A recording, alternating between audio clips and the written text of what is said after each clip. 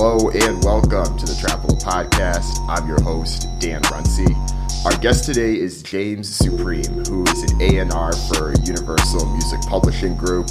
He's worked on a ton of dope projects. He's worked on Lil Nas X's Panini. He also is managed artist too. He's worked with Jeezy, Lil Dicky. We're going to get into all of that. The first question I do have to ask you, it's a Saturday morning. We're in San Francisco. Did you feel the earthquake?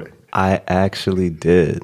I was having breakfast and I wasn't sure if it was the hotel garage opening or if it was an actual earthquake. I've lived in California now for the last 4 years. I'd never felt an earthquake. You know, the last two earthquakes that I think I could recall happened while I was in Essence, while I was at the Essence Festival in New Orleans. So I missed those and I never actually felt an earthquake until today. It's which weird, is crazy. Right? Yeah, it was weird. I didn't feel the aftershock. I don't know if I caught the aftershock or if that was the earthquake, but we're here. The last one that I felt, I'm surprised you didn't feel this one. Maybe you're at Essence, but I was at Summer League for the NBA. This was 4th of July weekend. Yep. We're literally watching the game where Zion was playing against RJ Barrett, and the ground starts shaking. Wow. So then I looked to my buddy next to me. I'm like, is that just the arena or do you feel that right now? And then 10 minutes later, we ended up like stopping the game. We left. But they were playing through the earthquake for a second. They played through it for a second. Wow. Yeah. It was like, we're temporarily going to pause. We may be going back to this. And then we're like, there's no way we're going to go back to this. You got to stop this game right now. That's wild. But I'm glad you said something because I would have definitely not known it was the earthquake. One of the interesting things, though, and let's dive into it, is you working specifically with Lil Nas X. And first, want to give you congratulations because Panini is out. It is the number 5 song in the country, and I think it just passed 100 million views. 100 million views on YouTube. How does it feel? Man, it feels great to be part of an artist's story. You know, I directly work with the producers behind Panini and Rodeo. Their names, David and Denzel of Take a Day Trip. And so, you know, a friend of mine, a really good friend of mine, Felicia, she's the head of Urban at Columbia. Right when the Little Nas chatter started to happen, things were, you know, being broken on the internet back in March, late March. I found out through the grapevine that he had just signed to Columbia. And so I hit up my good friend Felicia and said, hey, emoji eyes, just heard the news. She was like, wow, you're always early on everything. I said, I need to get involved because for me as an A&R and somebody that connects the dots, it's almost easier to get my people involved right at the beginning as opposed to 19 weeks at number 1 trying to then get creative. So I felt, you know, that was the moment. And so she immediately was like, okay, cool, let me connect you with our A&R on the team who's working a project, and that's Wes. Shout out my friend Wes at Columbia. And, you know, as an A&R, my job is to kind of work in tandem with the A&Rs on the label side and say, hey, these are the producers or writers I think would be really dope to work on this project. What do you think? And it's Wes's job to kind of give me feedback and say, okay, we're not trying to make Old Town 1, 2, 3, and 4. We're trying to kind of, you know, put together a project of all different sounds. And I said, oh, these are the guys. And I listed off maybe 4 or 5 different producers. And, you know, from there, he was like, take a day trip, let's go. And that ended up being Little Nas's first actual studio session since Old Town Road had kind of gone crazy and charted. And so Panini, that was the first idea they did, which is crazy because now that's his second hit. Right. And, you know, it doesn't always happen like that for artists and for producers to connect with each other because you're asking for, you know, 2 people to come together that have never met before. Mm-hmm. And it's almost like a blind date. You're hoping that everybody's vulnerable enough and that the vibe and energy in the room is kind of conducive to that creativity. And is it different at all working with someone like Lil Nas X because of how he approaches Old Town Road and how he approaches music? I often call him a growth hacker who happened to be an artist. Him thinking about SEO and all the things about getting a song like that to hit, it's a bit more of a science than an art in terms of how someone would normally go about it. But your job is purely more about the artistic nature of it. Did you have to take any different approaches when working with someone like him and how he approached Old Town Road relative to some of the other artists you might work with? Well, you know, to be honest, I'm really the behind the scenes guy. You know, I like to say, okay, this is an artist who has, of course, a bunch of different musical references. You can tell from listening to Old Town Road one time who do I think I could pair on my end that would complement that? And so, I've had the pleasure of working with Denzel and David of Take a Day Trip for the last year. And we were friends before I got on the A&R side. So I know what they can do musically. They went to NYU. They study music theory. Like, they really do this. They don't just, press some buttons and hope for the best. Like, they really know what to do. And they've been in a position before with new artists before they've broken. And they've been able to capture that magic in the studio once before with Sheck West, Mo Bamba specifically, and how that was their first studio session, and that song happened in one take. So given all that, it's kind of, my job to say, okay, this could be the best scenario for this. And I think Little Nas is a genius in the fact that he kind of knows what he wants to talk about and what he wants the song to be before the producer might play a beat, or he might hear a beat and say, okay, I know the story that I'm going to create from this. And not a lot of artists can do that.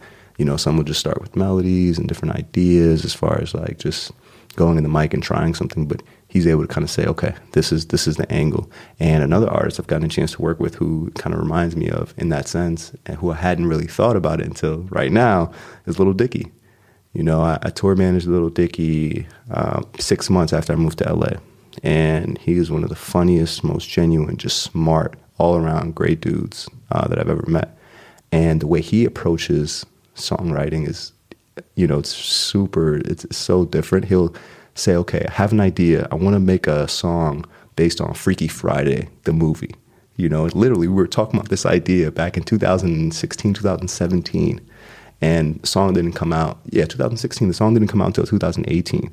Right. And so all that time, he was trying to find the right production. He was trying to figure out, okay, what can I lay this idea on? What's the musical bed going to be? And from that idea, he's able to create, this moment that you and that you hear later on the radio that becomes a hit. I'm sure part of that, too, is thinking about who is the person you're replacing him with, right? I don't know if you know, but did he know that Chris Brown was the person that he wanted to do Freaky Friday with? And the funny thing is, I think he did. I think he knew, just like the song he did, like the We Are the World rendition that he did. He had all those references. And he was like, I want Rick Ross to be a skunk, and I want this person to be this. And so his job from that point on is to find the people to bring in. And I think he's found a producer, Benny Blanco, to really put all these ideas together. And then from there, they kind of invite the new ideas in. But Little Nas is kind of similar in the way he approaches it. So my job is, once the guys had connected, Take a Day Trip had connected with Nas, my job is essentially done. Like, he's found, these producers that he hit it off with and that he feels, creatively vulnerable with. So at what point are you, I guess with Panini specifically, at what point do you hear the product before it goes on the streets? So I go to the studio. So I was working out of the office and I knew the session was happening. So it might have been 2 or 3 hours into the session. I got there, and so I hear, I hear the beat, I hear the verse, the hook, and that was it. Mm-hmm. And so question for you on that, because are you a Nirvana fan? I didn't realize that I was, because I grew up playing, what's that? The Guitar Hero. Yeah. I grew up playing Guitar Hero. Yep, In Bloom was in Guitar Hero. And I didn't realize that until later on, which might have been how he might have heard it, but not really heard the song, because Little Nas X wasn't familiar with that song. Right. He had to rediscover that song. Right. Because I read that and I was like, really? I'm listening to the hook of Panini and I'm like, you didn't hear that before this? Man, in the studio, it didn't even cross our minds. It didn't even cross our minds. And so I get there and we're all like, oh, wow, this is crazy. And it just sounded like so different. And I could tell he was telling a story. And so then I asked him, of course, you're not just rapping about a panini. Like, what is the meaning? Because we have different cultural references, because he had just turned 20 and I just turned 26. So then he went on to tell me that Panini was actually a character in the show Chowder. And I missed that because I didn't grow up on Chowder as a cartoon. I grew up on Rocko's Modern Life and a bunch of those shows. Right. So he was able to draw from something that I'm sure a lot of other kids can relate to. And the fact that Panini is, one of the main characters, and she's kind of always harassing the main character. And he related that to, the new fans that he picked up that want him to continue to make Old Town Road 2, 3, 4, but they don't really care to see him explore creatively. And so he's kind of just like, what do you want from me? You know, you wanted me to, you were behind me, you wanted me to blow up, to be this big superstar, and now, you know, I'm becoming that. And because everyone else is discovering me, you don't want that. And so, yeah, just his genius and being able to, you know, tie that story together. Before he even finished the second verse, he leaked it on Instagram. So we're sitting here in the session, and I'd never seen that happen before. He put a video up on Instagram immediately. All his fans, because this is the first piece of new music people were really hearing after Old Town Road. So he's like, what do you guys think? He's starting to post these snippets now. And so he broke the song before we finished bouncing the MP3 file. Project. Yeah. And immediately the comments, hard, this is hard, drop Panini, drop Panini. And then Genius took the video and reposted it, and Boy Wonder commented under that, this is hard. And so it's just like it took on a life of its own in the session. And then it wasn't until later that they came back and finished the second verse. But what we did was, so he was in the booth. I think he was kind of redoing some ad-libs or whatever, and he just started whistling. He started whistling, and I was like, oh my goodness, that sounds so hard. And Denzel, who was on the boards, he was like, oh yeah, we're keeping that. And they put it intro and they looped it on the outro, and they kind of just tied everything together. That's that growth hacking that comes in. I mean, I think he's someone that understands how fans want to be brought behind the scenes. They want to feel like they're part of the process. And that's definitely something that I feel was different just 10, 15 years ago. You could put out your music every few months and do your single, and there was enough from that. But because there is so much access, fans want that. And he gets that. I mean, he was a strong social media presence well before Old Town Road. And I think, although it's probably very counterproductive to how the industry's used to running, those are the things that helped him get to where he is. 100%. He didn't forget that. And essentially, he leaked his old project on social media. You know, I'm sure the labels, you know, a few years ago would have been like, oh my God, you can't do this. Let's take these snippets down. But he has a platinum EP, platinum album, because of him staying true to kind of what helped him get into this position, and the way he understands social media is just, you know, we could talk about him all day, but he's one of the artists that I'm blessed to be able to kind of help and work with through producers or different writers that I get to work with, man. You mentioned Lil Dicky earlier. I find him and Jeezy, who I know you also had worked with their management team to help him. I find them interesting because I've written often about the difference of white rappers versus black rappers, and what are the different strategies, what are the different things that they may have to do. And I think to the average person, things seem fairly democratized, but there's things such as who gets played on pop radio versus who gets played elsewhere. Does any of that play into how you might A&R a project, or how you might go about managing them specifically? Yeah, well, first I want to start by saying this, man. Talent is talent. It doesn't matter if you're black, white, whatever. And I could say these guys are some of the most talented artists that I've ever had a chance to work with. You know, and I would say that whether I had an experience with them or not, because when you look back at it, Jeezy coming from the Bay and becoming a producer and creating his music from scratch, and, you know, his whole grind, and, you know, Lil Dicky becoming, he's probably one of the best bar for bar rappers ever. Like, I would put money up on him against any rapper in a freestyle. He's just so smart.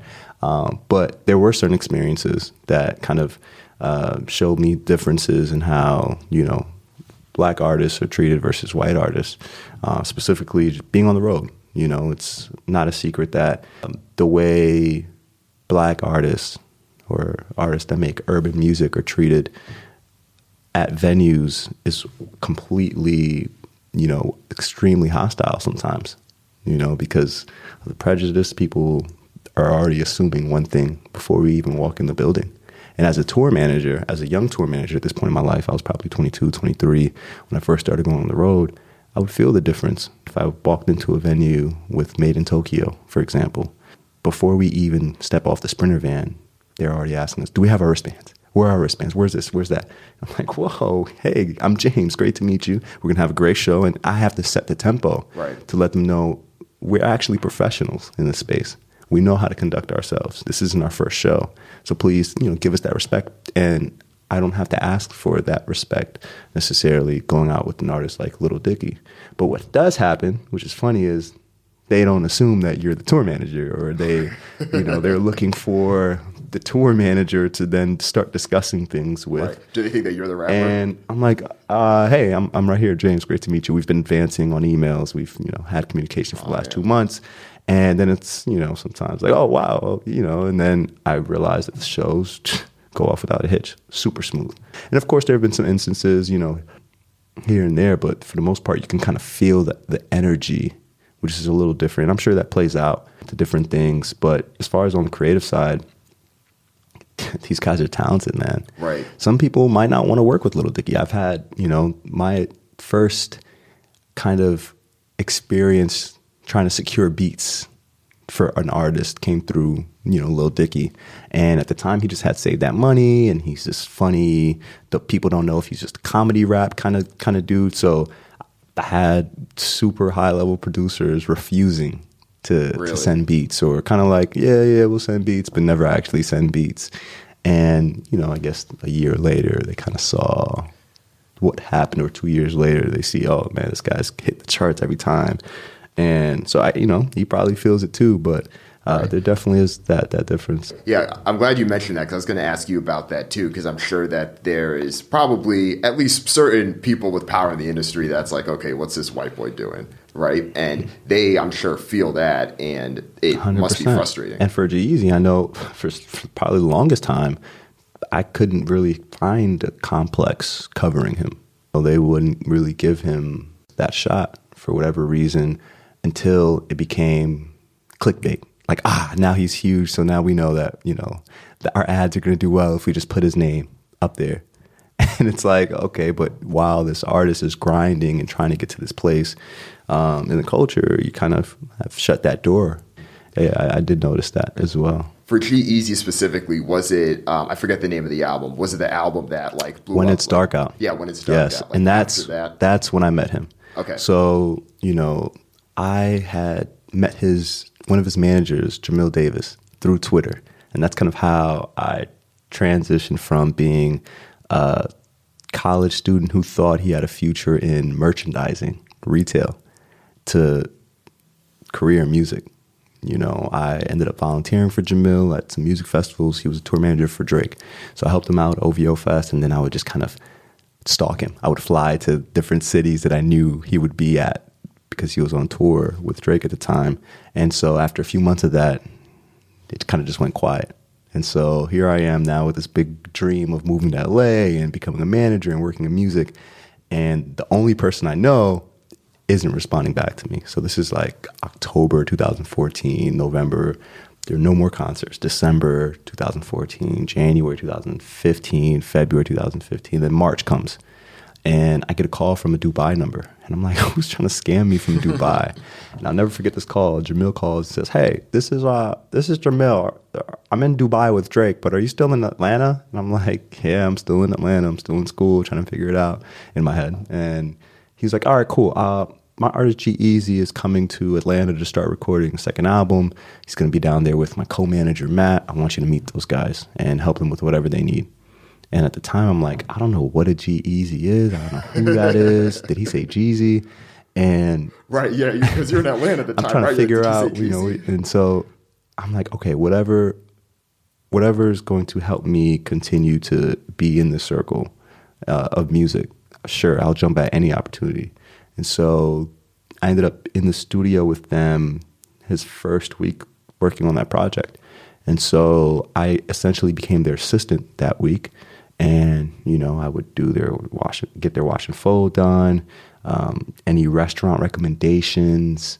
I would kind of pretty much be their ears on the ground in Atlanta and just connect them with different people here and there. And so in the studio, I remember him hearing Me, Myself, and I for the first time, and him writing his verses and cutting the first version of that song in Atlanta. And the thought that he had, and when he looked up and said, yo, I think this song is going to change my life. Are you ready for this next year? Because this is going to be the one. And he knew that. And then he recorded, I think, maybe 2 or 3 other songs that one week. Me, Myself, and I, that's the one with Halsey. Yeah, right? With BB BB Rexa. Oh, BB Rexa. Okay. Was she in the studio as well? She wasn't. He'd gotten, the file. They sent it over, and he recorded it, and I heard it, and I was like, wow. So that was the first time I'd ever really seen a hit recorded, and it kind of inspired me in a way that just stuck with me. Like, wow, this is the power of music. And of course, that song went on to do what it did later that year, which was crazy to see. And then you fast forward from there a few years later, it's Beautiful and the Damned. He has No Limit come out. You weren't involved with that, though, were you? No, so I moved to LA from Atlanta at the end of 2015. So I graduated school, went to Georgia State University, and Jeezy's When It's Dark Out album dropped. And it kind of coincided with my move because I thought, okay, if I don't move to LA now, this guy's out of here. And these guys around him are out of here too. And they'll find somebody to kind of replace me, because at the time I was handling booking flights, booking the hotels, handling logistics. I was essentially an assistant tour manager. And so I moved to LA and I ended up sleeping on G's couch for the first 6 months. Wow. And, that's my brother for life. He didn't have to do that. But that was, probably one of the biggest things I think that needed to happen in my story, because 6 months after I moved to LA, because I was moving around with everybody, I was reached out about Lil Dicky. And so I began this career in tour managing, because I felt like, okay, this is the quickest way for me to make up for not having as much experience in this game as everyone around me. And I'm still able to get in the same rooms. I'm still able to travel around, meet different people, connect with different people. And so that's kind of what started that. And then Made in Tokyo, his rise, he moved from Atlanta to LA, and they needed somebody to move him around. So I just became, essentially tour manager for him and Private Club. It was 24 hours, Salma Slims. And those were some of the best times for me, especially just getting in, because I was everywhere. I was up on everything, and kind of kept that hustle that I had in me. Because as a tour manager, you got to go from tour to tour.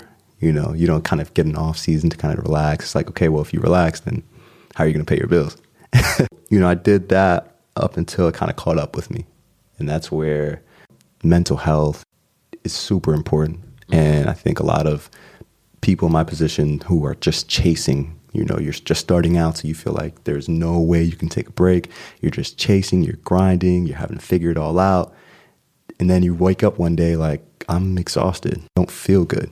Here I am 2 years into this dream, and I'm not happy.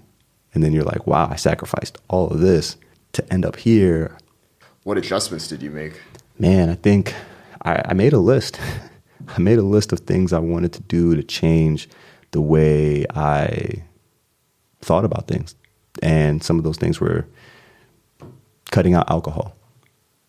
I wanted to be very conscious. Not that I had a drinking problem per se, but you're at a party, especially music. There's an open bar at every event. You don't even think about drinking. You're just going to the open bar, getting a drink, and that's it. And so I wanted to be able to control those thoughts. Instead of getting alcohol, let me grab a ginger ale. Just change the perspective. And then also becoming a vegetarian. Now I have to think about what I'm eating, what I'm drinking. And so that, I think, helped with coming out of, this place that I fell into, and then changing the way I wake up in the morning. Instead of going straight to the text, I'll wake up, say a prayer, take a few deep breaths, brush my teeth, stretch, grab some food, eat breakfast. Having a healthy routine. Yeah, having a healthy routine, spending time with myself, and knowing how I feel about the day before I go give my energy out. As a creative person, or as an A&R person that works with creatives, I'm pouring into cups. But I can't forget to pour into my own cup. So, yeah, changing the way I start my mornings help me conquer the day. And then from there, a few other habits like going to the gym. And so now I have an hour that I dedicate to just clear my mind, because your mind is on go. It's important. And I think especially for someone in your role, the conversation about mental health and rest has been frequent for people on tour, but we often talk about the artist. Mm-hmm. We don't necessarily talk about someone like you who is in many ways giving themselves just as much, if not more, because you have to worry about someone else's well-being before you can even think about yourself. My last tour, I had to manage 9, 10 other people, getting everybody on the tour bus after the show so we can make it to the next city. That's another 10-hour drive, making sure everybody's eating for the day, making sure everybody got to shower when we got to the city, making sure everything that we've advanced with the venue is there once we get there, making sure we have a good show. And then I'm dealing with, of course, all the things that surround having a good show. I'm dealing with the next show, and then I'm dealing with the lives of everybody on my tour bus. So if the artist is going through something in his life or her life, and essentially I'm the therapist. I'm the therapist. I'm the person that gets a lot of that. And so that's a lot of weight to take on. Mix that with not sleeping, not eating properly. It's a stress-filled environment. You can imagine what that does to people. And so, yeah, I totally value tour managers and assistants and anybody who keeps the lights on, because I know what they go through. I think that's why it's very important for me to have done that, because I've been on the tour bus when an artist has said, I don't want to do the show. What do you mean? We just drove 10 hours? No, I don't want to do the show. I mean, they've been promoting, this is a radio show, so if we don't do this radio show, you got another single coming out. And so I've been able to get an artist on stage after they said they didn't want to do the show. And you learn so much from those experiences. And it wasn't until I looked back recently where I'm like, oh, wow, okay, I was an assistant, so then I could understand why we need certain things when we got on the road. I was a tour manager so I was a tour manager so I could understand artist relations, in a sense, how artists think and how to get an artist from point A to point B without having to tell them move, And then later into the journey, after I stopped tour managing, another change I made was to just get off the road. I had to get off the road, essentially, because mentally I just couldn't do it anymore. And so I started managing a producer who goes by Business Boy. Managing Business Boy taught me how to put sessions together, how to put creatives together, which essentially led to being able to understand, okay, here's an artist we can go back to Little Nas X. He's breaking out. How do I help surround this person with the creatives to help continue and push his sound? And so managing Business Boy taught me all of that. And because as a manager, you are responsible for somebody's livelihood. You are responsible for, if he goes to a session that I set up and the vibe is off, the person's a jerk, even though they're so accomplished, I'm going to hear about it. He's going to call me after the session like, hey, bro, don't ever put me in that kind of situation again, like never again. And so you start, of course, trial and error, you start understanding, okay, I know why this does, because the ego's, okay, cool. I'm glad you brought up the difference with managing a producer versus managing a artist. Mm-hmm. Do you think the same is true with the highest, most well-known producers? Like, say you were managing Mike Will. Do you think it would be similarly like, okay, this is a bit more steady, it's less chaotic than managing an equivalently famous rapper as Mike Will as a producer? Well, I think I always compare managing a producer to walking around the holiday party with a tray of cookies. Hey, would you like some cookies? No, you don't want to? Okay, here. You're kind of just providing a service. Everybody wants Mike Will or whoever that producer is, and so you're able to kind of just facilitate. But I think as a artist manager, you're asking for a lot of favors. Yo, let me get this feature. Yo, let me get this, or the sponsor, and you kind of constantly going to people. So talk a little bit more about the skills that you need to do one versus the other, since you have experience doing both. Well, I think as a producer manager, you have to understand how to move somebody around who may not have a well-known name yet. And so that comes with really understanding what this person brings to the studio, what they bring to every specific situation that you might put them in. For example, I knew Business Boy. He had already been on all of these new artists. And so for me, it was realizing, okay, this is an angle. This is positioning, because that allows me to kind of piggyback off something he's already doing, something that he enjoys to do. He loves developing new artists. When he got a chance to work with Black on the first album, that came because somebody played him maybe the first single Black had released, and he said, okay, I want to be involved. That's it. He didn't have to see the views, the plaques. He was just like, I want to develop and help this person develop.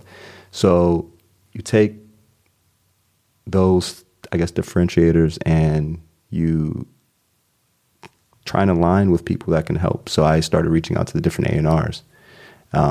Business Boy is an unpublished producer, so we reached out to all the publishers and said, hey, you know, I have this producer. We love working with new artists. We love working with new writers, producers. And so we just got in the studio 5 to 6 days a week. And that allowed us to meet everybody. We met the engineers. We met the A&Rs, the A&R assistants. We met the studio owners. We met the studio managers.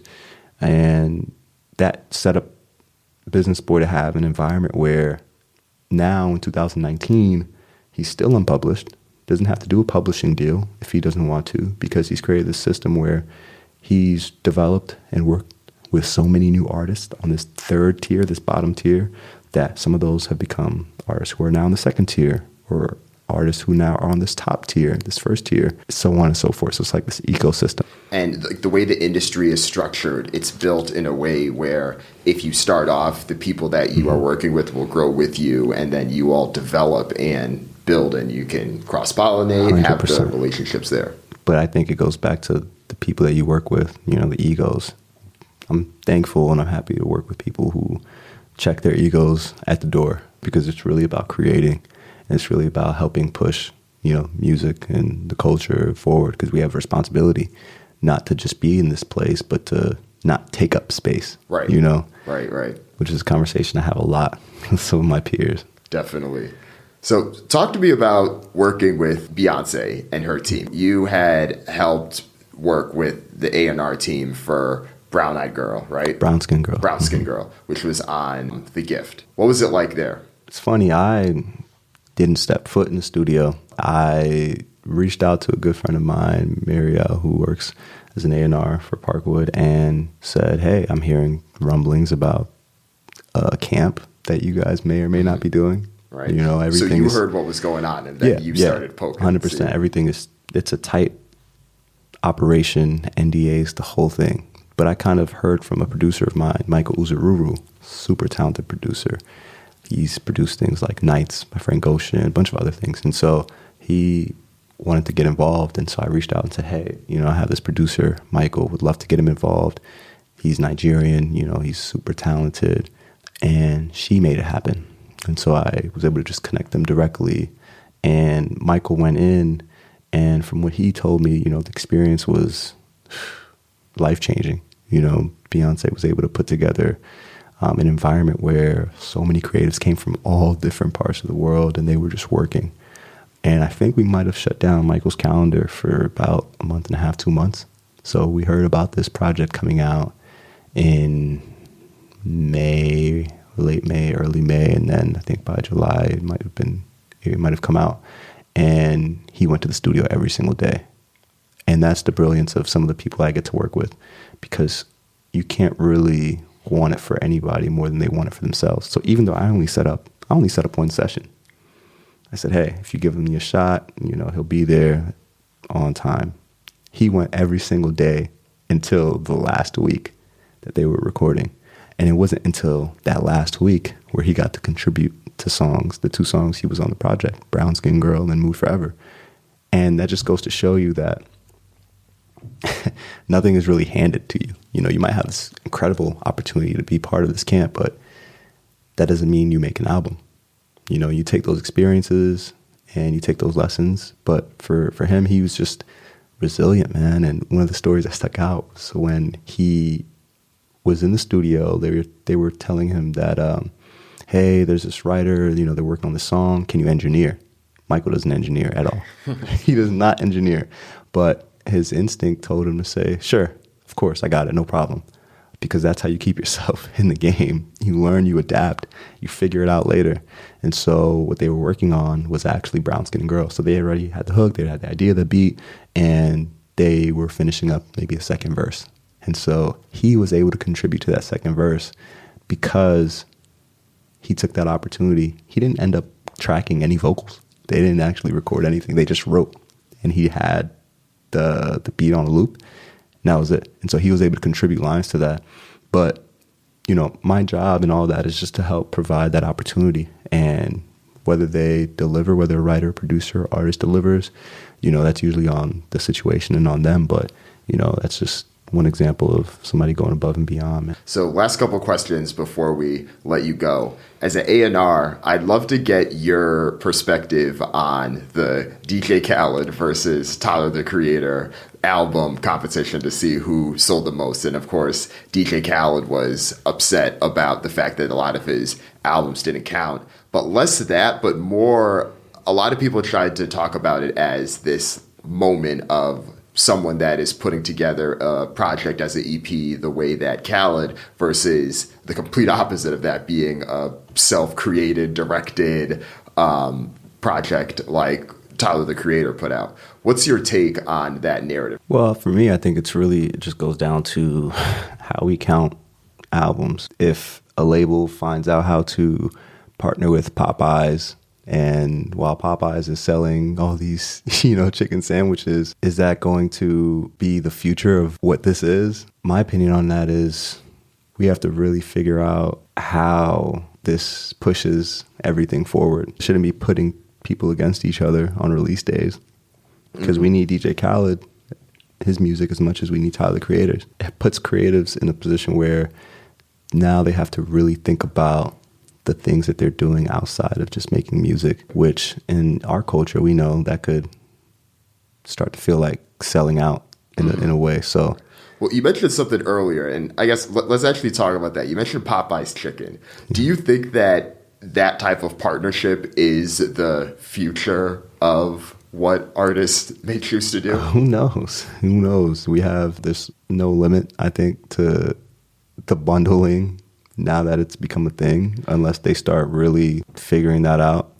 Do you think it makes album sales less or more meaningful? Because I think some people feel like it makes it less meaningful if you are just tying it to the best promotion deal. But on the other hand, it's kind of part of the game. Oh, absolutely. You can't just, I always tell people this, it's only maybe 30 to 40% about the music. And then, of course, you have everything else that comes and that supports the music, right. The tours, the promo opportunities, the radio shows, the bundling, it's all part of where we're at in 2019. I was just poking fun at the whole Popeyes Chicken thing. But, right. I know you meant it as a joke, but it started jogging my memory as you were saying that. Is there anyone that sticks out that you're like, the content, the album was amazing, but if they played the game a little bit more, they could have sold a lot more records, or they could have been in the top 5 record sales, or one of those discussions for the year? I think one that sticks out, not that they did or didn't do anything wrong, YBN Cordae, but he said something important, which I think a lot of artists should also focus on. He said it's not about the sales first week for him, because he understands the kind of legacy he wants to build. His fans, I think, are supporting him from the ground level right now. And as he continues to grow, more people are going to find his music. And it'll be, I think, that much more meaningful to his story, especially starting off as a new artist, to not really focus on all the other gimmicks when you're trying to be around in 10 years. Drake said it best, who's going to be around a decade from now? Like, we'll see. And so he's one of those artists. And so the fact that he didn't have to do, and the fact that he felt he didn't have to sell first week, said something extremely, it was just loud, loud and clear. He knows his place in the game. He knows he's going to be here regardless of first week. And he still ended up getting many of those type of opportunities too. Yeah. He was on SNL performing, and then he did the Funk Flex freestyle that blew up everywhere. So you still get those opportunities, even if you don't get the earned media from number 2, number 3, number 1 on the Billboard list. Absolutely. So, yeah, shout out to him. Shout out to all the other artists as well who are participating and being proactive, because they're building their businesses outside of music. Because for some artists, it's just a vehicle. Dreamville has been a big push of this as well. Pretty much everyone outside of Cole is like, no, you're releasing off cycle. We're not doing this. Yeah, I think what they've built is so special, man. You look across all the other artist-founded labels, I think Dreamville they're allowing their artists to develop and grow. I'm curious to see where it goes from here.